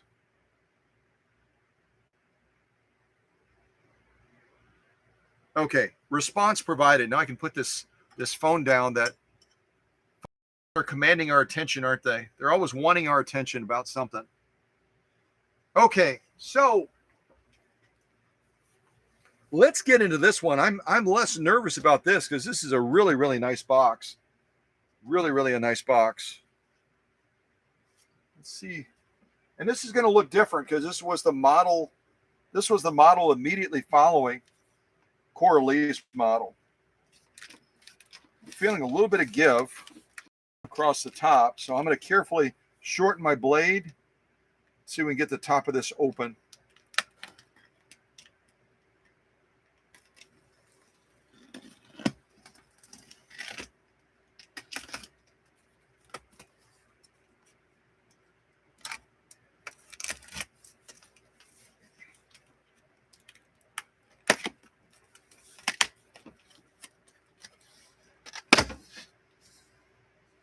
You probably won't be able to see it in the camera, but you look at the edge right here of the lid. See if I can bring the camera over. Look at the edge of the lid right here. This corrugation is 10 times better, 10 times better than the box that the fellow from Texas sent. This is some really, really hardcore corrugation. It's really, really stiff too. So it's going to provide some really good protection in transporting a machine. Not a surprise, because this originally had a sewing machine in it. Originally had a sewing machine, a baby lock in it from Vietnam. Did anyone else know that they made baby locks in Vietnam, or at least they are now? And I don't know. Let's see, Jubilant. This is a model BL. What was in this original? The baby lock model BL80B, 80B.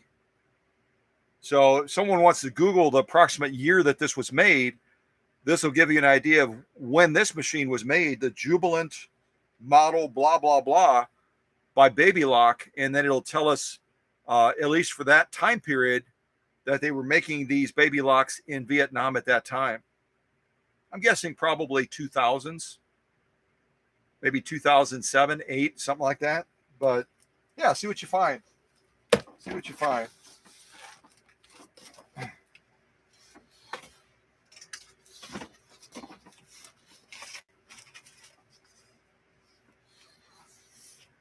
Checking my shot to see if you can see in that box. Yep. So we got some bubble wrap on top. Again, it's not anchored. It's not anchored to the machine. It's just thrown on top.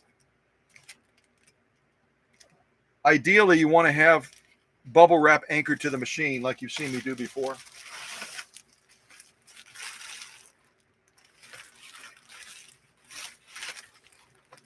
And they've got some of this styrofoam stuffed in there. There's some styrofoam stuffed in the box. If I kind of tilt it this way, you can kind of see it. And then we've got the machine right here.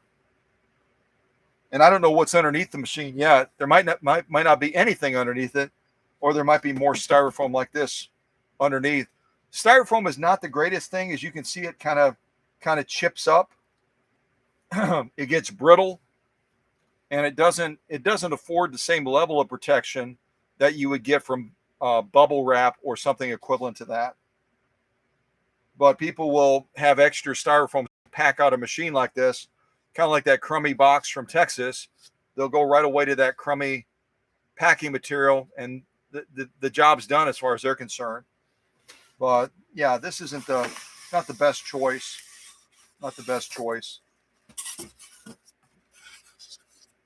Kind of falls apart.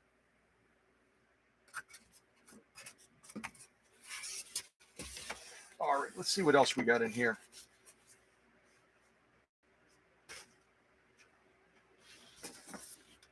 Styrofoam, more styrofoam, styrofoam, more styrofoam.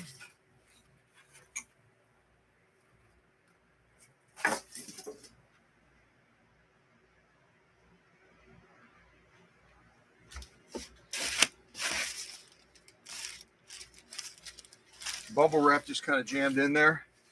I'll show you inside of the box kind of why I'm not a big fan of styrofoam. You can see it all over the box in here. The other thing is, if you're shipping an electronic machine, definitely avoid using styrofoam unless it's like straight from the factory. In the factory, when they're working with styrofoam and electronic computerized machines, they've got certain static guards to safeguard the machine. But when you're just dealing with run-of-the-mill styrofoam, styrofoam can hold a huge static electric charge. And if you didn't know it, a static electric charge, when you like touch something on the outlet or something like that, that's thousands of volts of electricity. But beyond that, it just doesn't do the greatest job of maintaining its form and protecting. You can see here it's all busted up.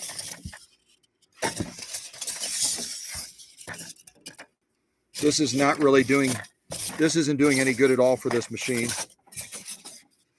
And that's the nature of styrofoam, is it tends to just fracture like this, just fractures and it falls all over the place. All right, let's pull this machine out. I got that stuff sticking to me now because I've got static electricity. All right, let me set the camera back down.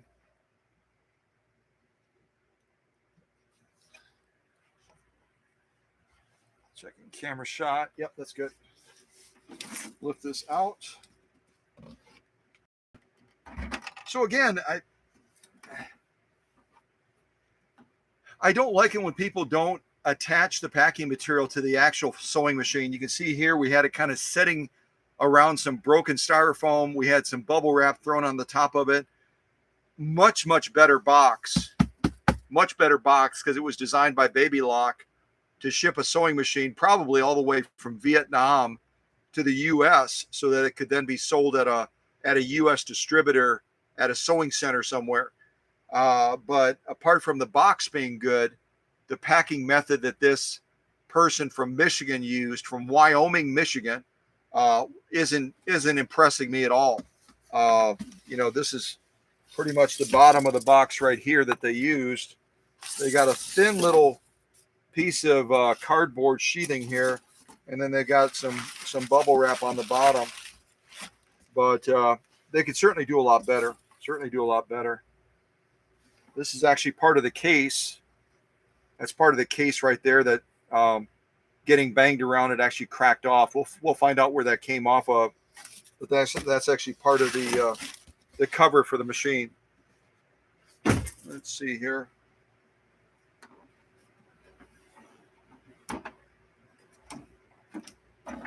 Yeah, cover's broken too. You see that right there. So again, because this is going to be a parts machine, I'm not concerned about the cover being damaged. I wish it wasn't damaged. But the reality is, when you see damage like this to a heavy plastic cover, it tells you how much abuse in shipping a sewing machine gets exposed to.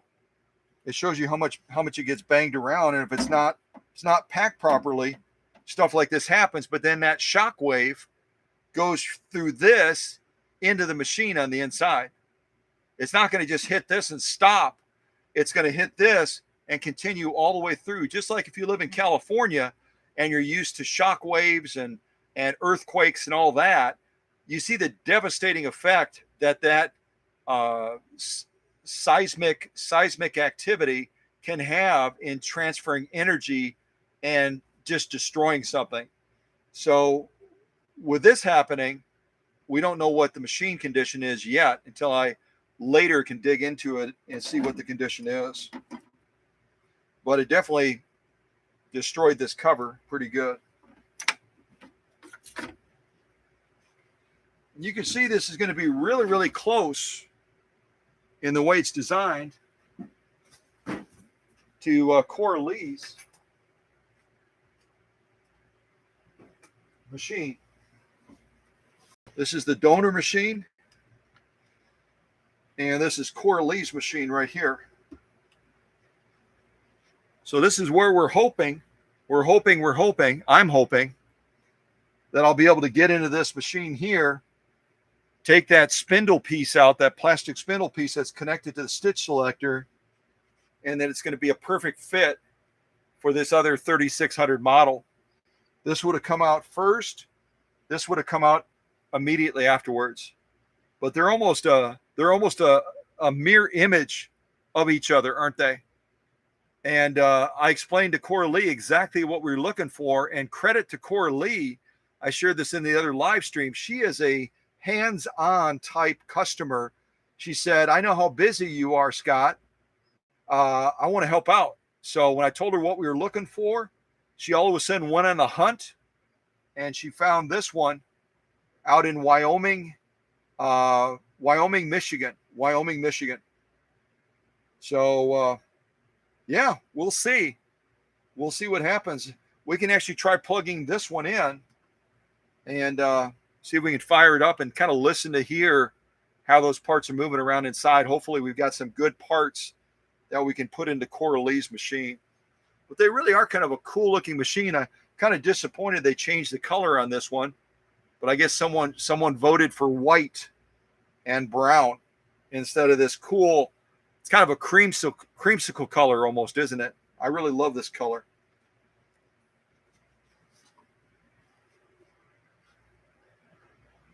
But it gives you an idea of the scope of the work that I have to do in helping customers out. It's not just a straightforward sew and vac, quick lube on the machine, and then send it out the door and collect your payday.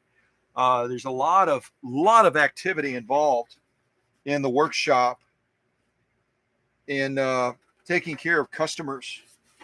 A lot of activity.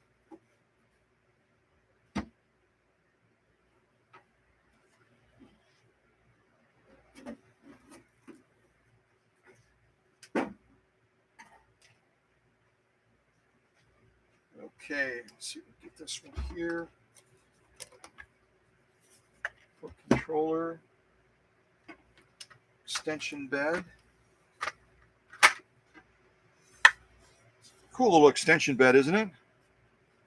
Little support leg right there. You slide it over the free arm like this. And you've got a great support on both ends. You've got this part of the molding, and then you've got this support leg on the other side as well. And this should fit Coralie's 3600 just as well. It should fit it just as well. So she'll have an extra bed potentially. Let's see what we have here.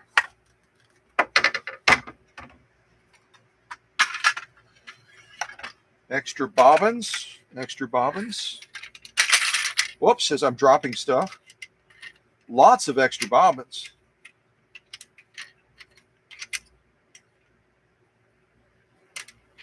And you probably won't be able to see it, but right here, stamped on this little accessory caddy or whatever they call it, is made in Sweden. So this machine, unlike our other model that we just looked at on the box, the baby lock that this machine would have been shipped in, that was made in Vietnam.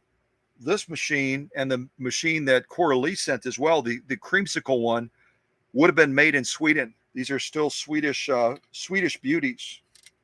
Still Swedish beauties. Set that over there.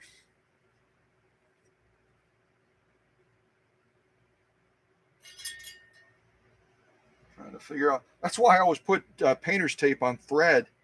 Otherwise, this stuff ends up going all over the place in the box when it's shipped.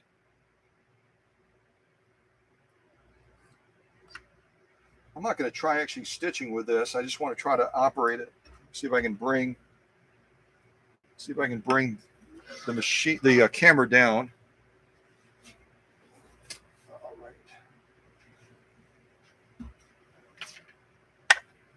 Set that over there. Set this over here.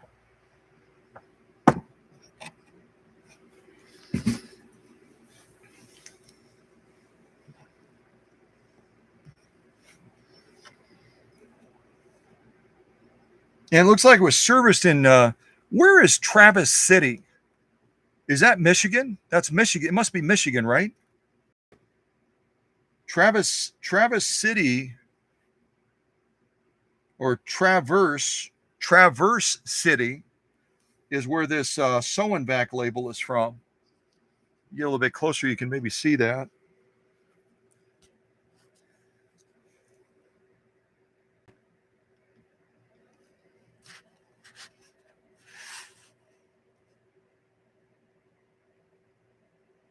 Traverse City, I think that's Michigan, isn't it? Be honest with you, I'm not sure, but maybe it's somewhere near Wyoming, Michigan.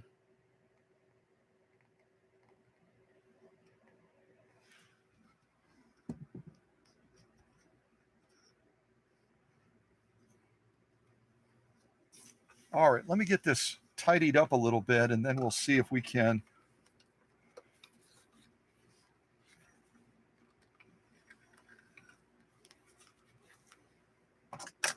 Where's my clippers? Where's my clippers? Oh, there they are.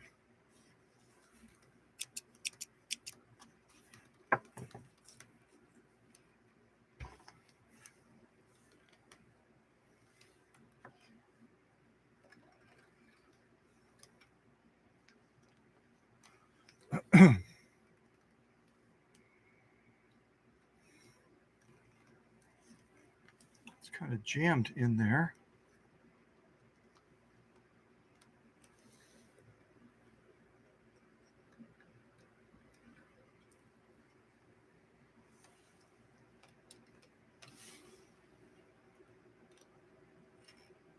Oh, it's stuck in one of the thread guides.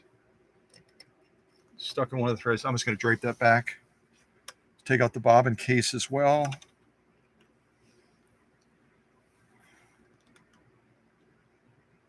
Yep, that's going to be the same bobbin case that we use in a lot of our Swedish. Same bobbin case design. See if they have it threaded properly. Yep, they do. The thread comes, when you're holding it like this, the thread comes underneath the bottom. So as that bobbin is turning, it's going to be turning. It's going to be falling out is what it's going to be doing. It'll be turning counterclockwise. All right, let me set that to the side as well. Set our thread to the side. If I can get it untangled.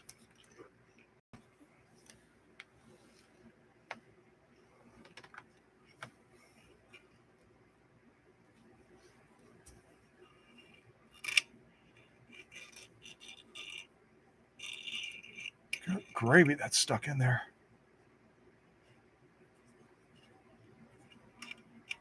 There we go. And these are a fairly light machine, if you were wondering. They are Swedish engineered. They are designed, they're built quite well, but they're also not a super heavy machine either. And I wish I could pull it out right now, but I'm not going to extend the live stream to do it.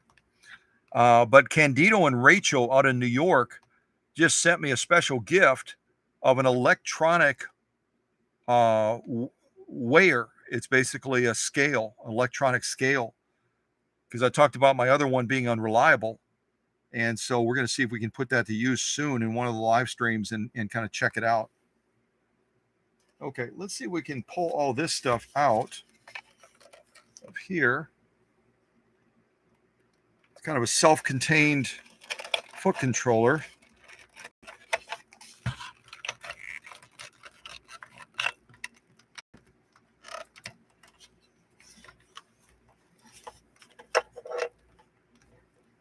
Unwind all this. We'll see if we can plug it in and fire it up.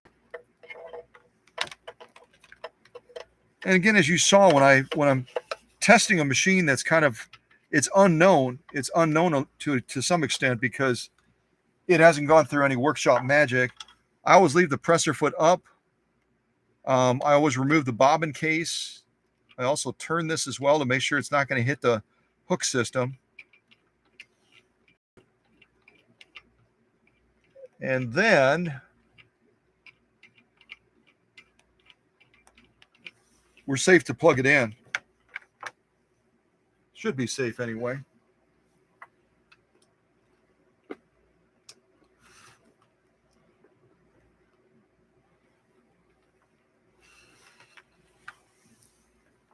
Okay, let's see here.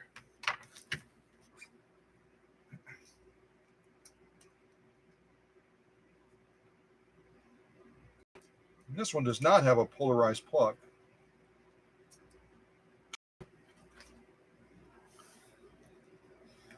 All right, switch is on the back, so I'm going to flip the switch on. Hopefully we don't have any smoke or fire or sparks.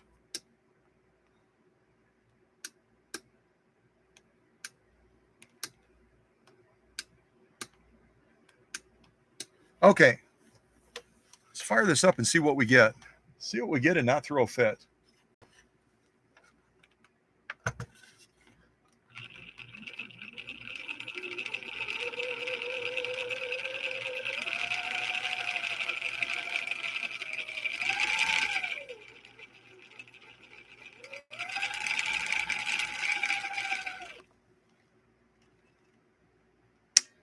That's our darning switch right inside of the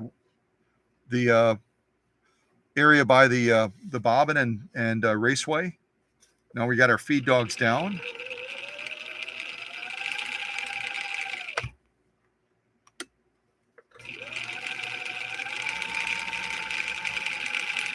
Now the big deal is I want to check this stitch selector to see if we can turn this. Right now we're set on a straight stitch. Let's see if we can turn this towards the zigzag and if it engages properly.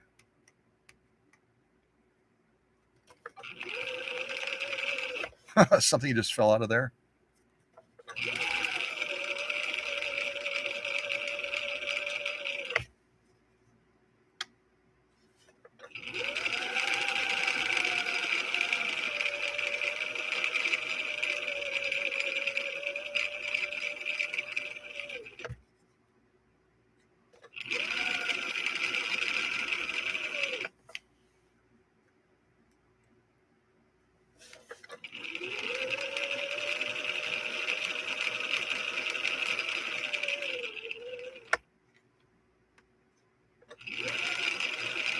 There we go.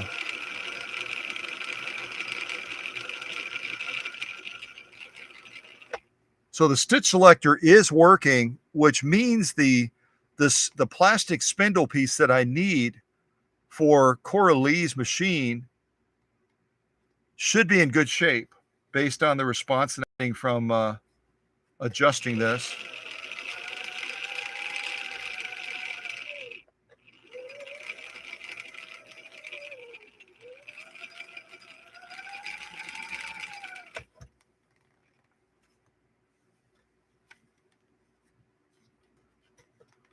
This is the widest point. Usually when it's the widest point, I usually will turn it manually before just to make sure it's not adjusted improperly and it's going to hit the throat plate, because I am seeing a little bit of scarring on the throat plate.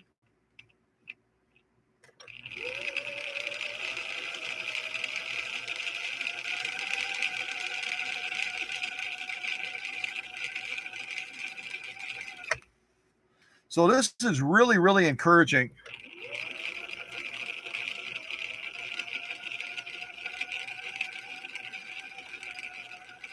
I'm not hearing any grinding. I'm not hearing any signs on the inside that the parts are not meshing together well and that they're not working together collaboratively for the different operations that I put it through. Obviously, I'm not stitching with a machine, but I'm looking at the stitch response to the selector that we need, and everything is looking really, really positive. So assuming that the part is configured in the same specifications as the one in the 3600 model, which it should be, then we should have a working solution. We should have a working solution. So go to the blind hem as well.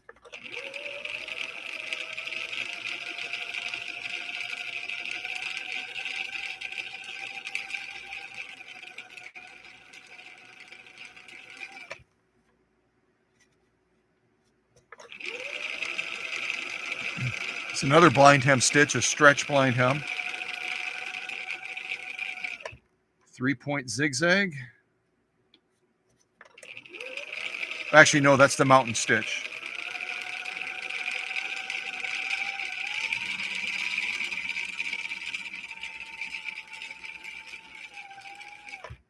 Now the 3-point zigzag.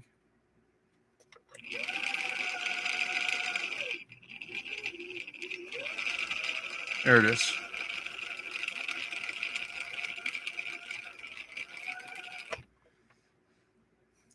So I won't know for sure until I open the machine up and do measurements and make sure that it's going to be a proper fit. But all the evidence is pointing to the fact that this machine could be a very suitable donor for Cora Lee's Model 3600. I'll just call Cora Lee's the creamsicle sewing machine, that orange one. If you join the live stream a little bit late, this machine is going to provide a couple of essential parts for Cora Lee's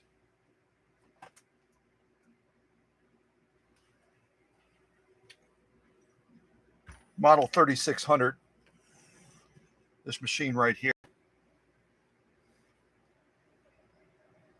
And that's the reality sometimes, is I always see if I can get a machine back on track and get it functioning perfectly with its existing parts. Sometimes that requires a little bit of milling of parts. It might require some adjustments. But in this instance, we have a broken part on this machine, and we're going to try to. I'm going to try to take that part out of this machine, and then we'll have finally a solution for Coralie's very, very rare Viking 3600. Both of these machines came out of Sweden, and they. I mean, you can look at them straight away. They have so much in common. So much in common as far as the design and everything about them. So, all right. Well, that's all I've got.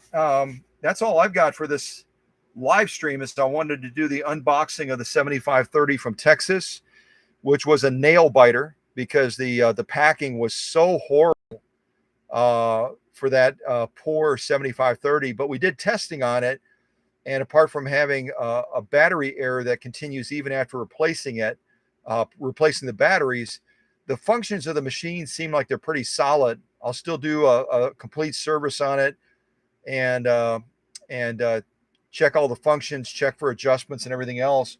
And this is also a promising discovery too, as we're looking at the functions of this 3601 that would have followed right after Coralie's creamsicle machine.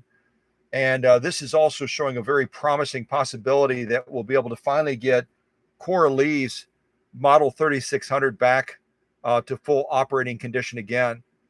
It's been a long road for Coralie, and that would really be a great outcome to finally have this machine functioning properly again. So keep your fingers crossed.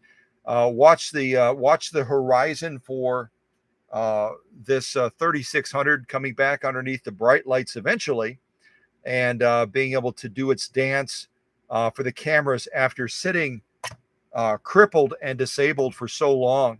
Right now, the stitch selector won't even turn properly because there's a broken spindle piece on the inside. So let's hope between workshop magic and just some raw grit determination, to see if I can't get this machine back to greatness again. So enjoy the rest of your weekend, and thanks to the leadership team for providing such great care and support to the family during the live stream. And yeah, stay tuned for more live streams. I'll be doing something on Tuesday. Not sure what it is yet, but Tuesday I plan on doing a live stream unless something comes up. Same time, 9:30 Central Time. And we'll see you then. All right. God bless. Take care.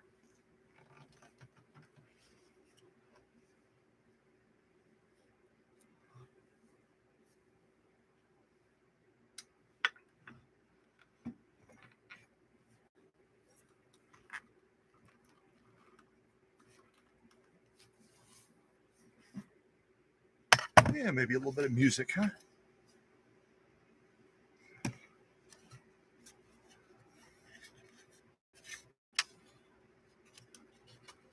Let's forget which way those go. I think it goes like, yeah, let's try like this. There we go.